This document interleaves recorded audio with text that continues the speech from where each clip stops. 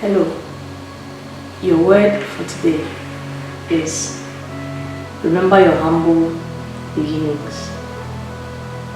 Our passage for today will be taken from 1 Chronicles chapter 29, verse 11 to 14. And I read,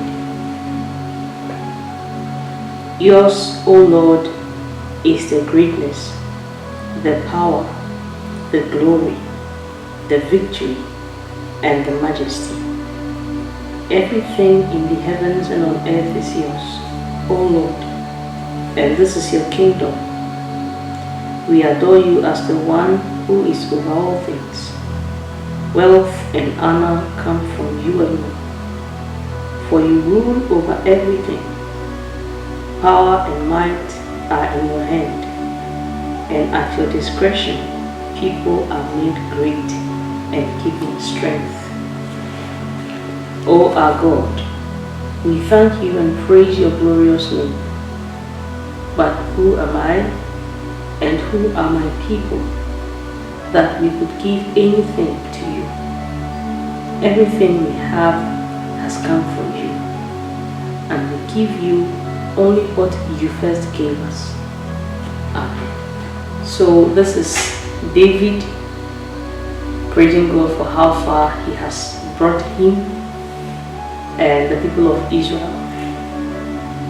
David gave this praise to God when he had made items and materials available for the building of the temple.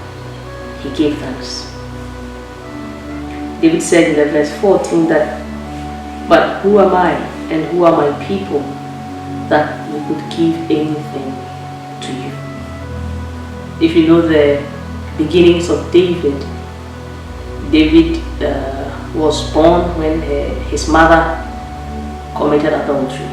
So David was coming from an adulterous relationship, and throughout his days his family considered him an outcast.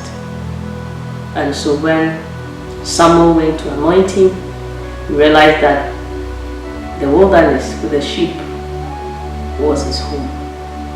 Now this shepherd boy living in the wilderness became the king of Israel.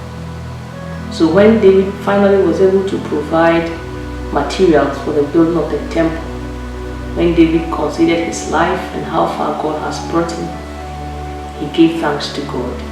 He remembered where he was coming from, and it enriched his praise for God.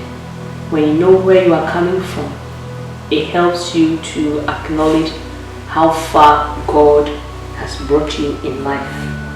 And so David said that you, O God, you are worthy of my praise, of my glory, and of my honor. So we need to realize that God has done a lot for us.